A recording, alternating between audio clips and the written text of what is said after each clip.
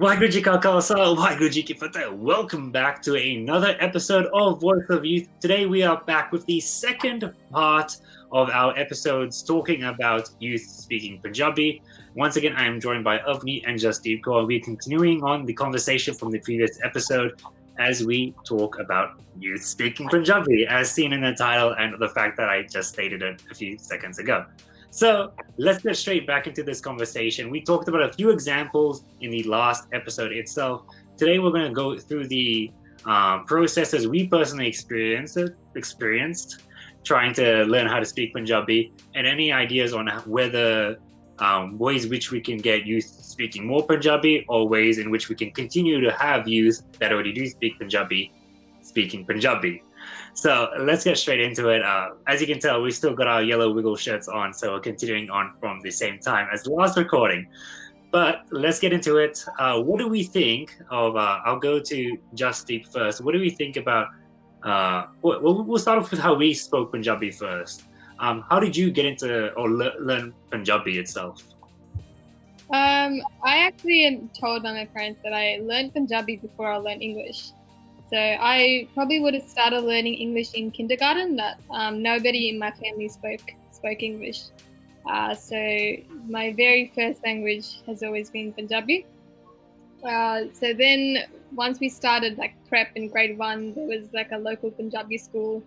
So I had my admission done there, and I carried on throughout year 10. Yeah. So that's the end of your story there. All right. So I'll just quickly ask then, because you did mention you have an older sister. Did she not speak English when she was in school? Did she not learn English when she went to school, or did you not just speak English with her at home? You just spoke Punjabi? Yeah. So she did learn English. She would have been in about grade 4 or 5 when I started school. So she did speak English, but she was actually born in India, and she arrived here when she was really young. So she definitely was more comfortable speaking Punjabi at home with me as well.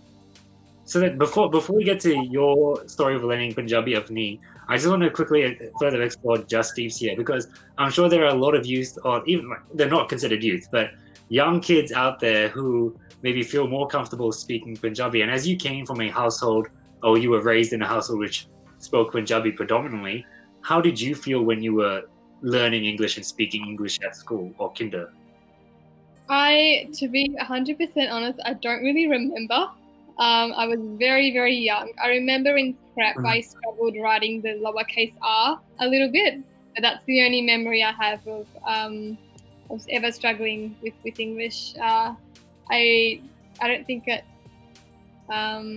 Yeah, that's the only struggle I really remember. I couldn't write the lowercase r, and someone next to me, I always had to get her to do it, to be like, oh my god, there's an r, can you do it for me? I don't really remember much of a struggle. After asking that question, I realized how young you would have been at that time. That was probably a bad question on my part. So you just remember like the R thing, and then as the further back the earlier forward you go, I guess, you were just starting place. Yeah, starting place, just there. Yeah. So then what would you, from knowing that, I'm guessing, with your younger sister, did you notice anything with her, or did you guys speak some English with her when she was younger? I'd imagine that when we were both young, because she's not that much younger than me, when we were both young and when we were both sort of learning English, we would have still spoken Punjabi. But somewhere along the way, because we went to the same school, we were only a year or so apart, we just stuck with English more, and then somewhere along the way our conversations became predominantly in English. All right. So then for any parents out there wondering what your child's going to be like, just see what happens. That's the message we're getting here. Just see what happens and take it from there. No, that's very young anyway. So let's move on to Avni. What was it like when you, or do you remember? Because I don't know. Were you old enough to remember what it was like when you started speaking Punjabi or learning it? I think I was similar to Jasdeep, that I think I learned Punjabi before I learned English, because my parents, I think they made a conscious effort to speak to us so me and my sister in Punjabi before we went to school. And I didn't go to daycare or anything like that. So grew up with Punjabi and then learned English in kindergarten. I don't remember learning English. It just feels like it just happened. How everyone else sort of learnt the ABC on the first day of kindergarten. I think I just sort of followed along. And it wasn't that difficult because my parents knew how to speak English. And they do still know how to speak English. So I don't think I've ever struggled with English or speaking Punjabi. I know I have struggled with reading Punjabi because being in Canberra since I was very young, there haven't been any sort of formal Punjabi schools that I went to. So I learnt reading at home as well. Like I think everybody probably has seen that Uda Ada book that everybody probably gets when they're younger. So I had that book. But I think the way that I started reading was, how at the Gurdwara sometimes they just put up the Gurmukhi and then the translation. Sometimes they don't put up the Romanized version. I think that's how I picked up reading, just by looking at the projector or like reading Punjabi magazines that would be delivered home. So yeah. Yeah. Oh, wow. Reading Punjabi magazines, that's very interesting. So we have several different ways, 2 different ways here with Justin going to Punjabi school, of me learning through magazines and other things as well. Justin, can you share with us then, while at Punjabi school, because I'm sure there are at least some kids out there who are actually going to Punjabi school now. What was it like when you were there studying? Did you feel like, because you already spoke Punjabi at home, that there were kids out there who were learning that, like there was a clear level in difference, or was there, and obviously there would have been, but I mean in the sense where people treated differently because of that? Do you mean like the people who were at the Punjabi school and in my class? Yes. Yeah. Like, say if there was a student who, didn't speak Punjabi as fluently as you, but they were in the same class as you. Okay. Does that make sense? Yeah. No, that's fine. I just wanted to clarify. Yeah, the question makes sense. Okay. So generally when I went to Punjabi school, there was just this influx of immigration. So there were a lot of people who had arrived from Punjab and who had kids and wanted to send their kids to a Punjabi school. So about 80 to 90% of the kids were starting on the same page that I was on. They had parents who spoke Punjabi at home and they wanted to teach their kids Punjabi, and this was the one place, the only place that started up at that time. There was always that 5 or 10% of kids in your class that didn't have that same. I can think of a few off the top of my head that didn't have their parents that spoke Punjabi as their first language, but they did enroll into Punjabi school. Yeah. Those kids, they weren't discriminated against, or they weren't prejudiced against. They were different from us, and it was very obvious that they were different from people who had been raised in the household that predominantly spoke Punjabi. But there wasn't any sort of backlash or anything like that. Right. That's good to hear, because now I think this is an assumption here because I haven't gone to Punjabi school in quite a while, but I imagine the kids today at Punjabi school would be feeling something similar, but in the same way, the opposite way, where they would feel like a lot of the kids in Punjabi school now are born in Australia, first generation, maybe second generation Australian, and there'd be 90% of the class would be on that same level as them. So, if you are going to Punjabi school, and you are maybe you're going to for the first time, maybe you're a parent watching this and nervous about your child going to Punjabi school, rest assured that, you do have other kids in there who are going to be on the same level as your child. And at the same time, like Avneet mentioned earlier, that one thing she struggled with was reading. Correct? Reading, what was it? Yeah. It was only recently that I actually started reading, like a couple of years ago that I started reading fluently. Yeah. And maybe reading might not come to your child quickly, or maybe writing, or maybe, maybe you could be experiencing the Punjabi version of Jasdeep struggling to write an R. It could be the Rara and everything. And for me, I remember when I was in Punjabi school, the thing I struggled with was the Rara and the Rara. I don't know. I've only said it the same way there. I feel like I never properly learned how to say the two different R's of the Punjabi language. I just couldn't do it. Sometimes I might nail it here and there. If I do, I do. If I don't, I don't. but then I knew when I was reading other phrases and stuff, I was reading that book of the old man trying to pull an eggplant out of the ground or whatever. I could read that pretty well until I got up to that one rara or whatever. I'm probably gonna be butchering that. I don't care because I'm trying, and that's what counts. Kids out there, parents out there. If your kid tries, they could be a great speaker, but they might not be a great writer. They could be a great reader, but they might be a great listener. I skipped my ring finger. I don't know why, but yes. So there's that. I brought up a quick example of my experience. Yes, I did go Punjabi school as well. I did go to Punjabi school as well. I didn't finish Punjabi school actually. I think I left. I know I left a few years early because I wasn't planning to do it for VCE. And Justy, did you do it as a VCE subject? No. No. All right. I went to 10, but I didn't do it in year 11 or 12. Yeah. We're dropouts together. And look, that's fine because I didn't go to Punjabi school to do it for VCE. So if you are out there and you're doing Punjabi school, you're going to Punjabi school, you don't want to do it for VCE, it's not a problem to drop out. There's no shame in it or anything at all because you're there to learn Punjabi, and then what you get educationally wise, like in a form of a grade. I'm not going to get too into grades right now because we can save that for a future episode. It's more important that you benefit in a way. You'd agree, Justine? Yeah. Yeah. Everybody has their own thing, if you just take what you can get out of the class. So, yeah. Take what you get, learn what you can, master one area if you can. But anyway, so while we've talked about that, some of our experiences, for me, yes, I did go to Punjabi school. You did pick up a few phrases here and there from home.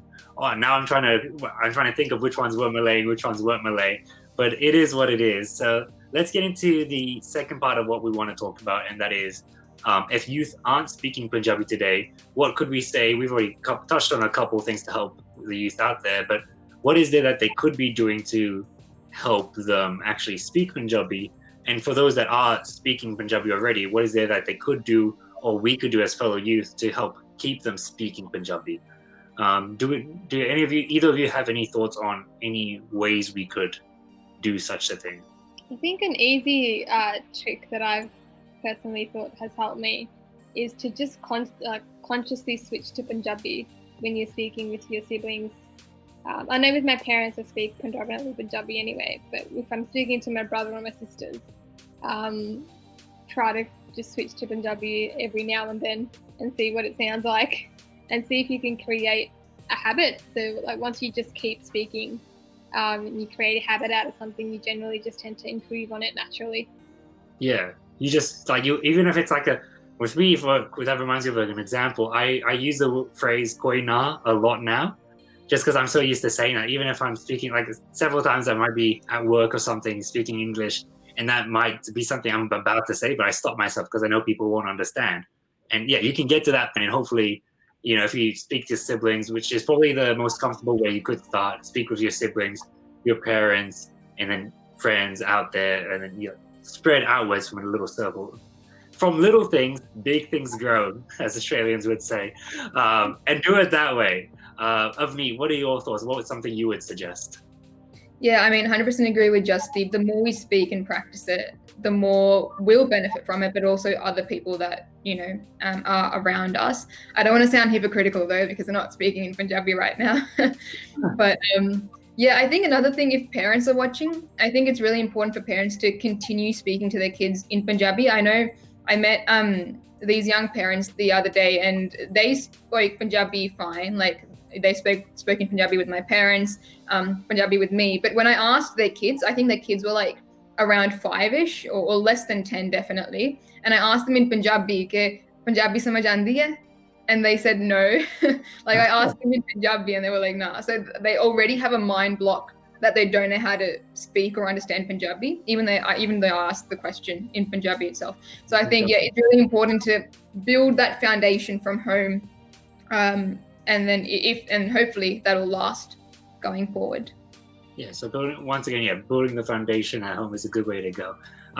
One other thing that I would suggest, we recently had the episode where I read through, I didn't go through the whole comic of a Sikh comic itself on the Battle of Saragri, and it's always a nice way to do it. I remember one thing that I did to learn, not Punjabi itself, but we did Santhia classes, and that way we sometimes when we were reading whichever slok or anything of it, whatever it was we were reading, our star would pick out a word or something, and we'd explore the meaning of it and such. And similar things could happen in Punjabi school. To be honest, I can't remember correctly if something like that happened. It most likely did. But yeah, through reading, and like Avni brought up before, she would read the English translations with the Gurmukhi when at Gurdwara and stuff. And that's a great way to do it. If you can have a book which has both translations, or maybe it's in Punjabi itself, and then you can just slowly get through it, read it with your parents, maybe before you go to sleep. And that's a great way to do that. From a not one where you have to force conversation. If you conversing is not your best attribute itself, there's a different way. And writing, what's one way you would suggest writing? I'm pretty sure there's an obvious one, but I'd let one of you say it so that way I don't speak the whole time. Jasdeep, can you guess it? Writing, how to improve on writing in Punjabi. Yeah. One of the ways that I learned in Punjabi school was doing a dictation. So like you'd have the teacher, or in my case when I was practicing, my mum and my dad would just randomly start talking about something in Punjabi, and I'd just write down what I thought, how the word spelt and how the sentence would be structured. And then they'd check it afterwards and be like, spelling galte, and just learn that. Yeah. How about you, Avni? Yeah. Like you haven't written this letter properly. Yeah. Yeah, I mean, I don't think I can write Punjabi very well myself. But I think one way that I sometimes do it is I copy out. For example, if people can do Gurbani calligraphy, like copying out, doing it that way helps, I guess. Yeah. Yeah. Well, the one that I was just thinking, just write, just practice writing. Even if you do it wrong, you can copy something from a book, write out sentences from a book. Or maybe one thing we had from Punjabi school, I do know because we still have it in one of our whatever storage thingies. We have like a vocabulary cylinder thing, and then you'd shake it, and you take out the word, and you'd have to like write it down or like say it. I can't remember exactly how we did it, but I just remember because we opened the cupboard thing today and I saw it there. Or you can actually also just write it in your own way, however you want. Maybe you can get one of those books where you practice writing the words on it, so it has like that faint outline of the words or the sentences, and you can copy it at the same time, understand what's going on there. Try these new things, or maybe they're old to you, or maybe you have your own ways in which you learned Punjabi. Please let us know in the comment section down below. And if anytime anyone here is stuck, or any parent is stuck here with trying to get their children active into speaking or writing or doing anything Punjabi related, why not just take an idea or concept you see them or hear from them doing at school, that's the English school, and just apply that with a Punjabi twist to it, essentially the Punjabi language thrown in there.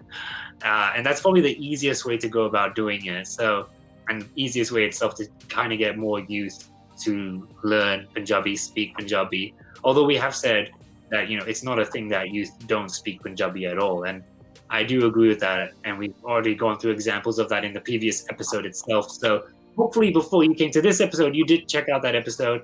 And I think that's about it that we have to talk about. Do either of you two have any final comments you'd like to say about youth speaking Punjabi or anything else that we've discussed? Avneet, do you have anything you'd like to say? I'd probably just like to say something that everyone already knows, which is I think it's important to connect with Punjabi and keep it alive. So yeah, do what you can, and take what you can when you can. So Justine, after what Avneet said, what are your thoughts on, what are your closing comments, for this episode itself? Well, I know that for some people that being corrected on their Punjabi can be discouraging. Well, I just want to say for anyone who is feeling discouraged or feeling like they're being judged on their Punjabi, don't stop speaking it. Keep going, keep trying as best as you can, and eventually one day your Punjabi will be so good that and you feel so great and so proud of your achievements. Yes, that's a great way to end it. That actually reminds me of another example I could bring up, but I'll save that for a future episode whenever it might be applied. So thank you two for joining me. Oh, sorry. I just felt like I should have said that in Punjabi because I feel like such a hypocrite. All it's good. Koina.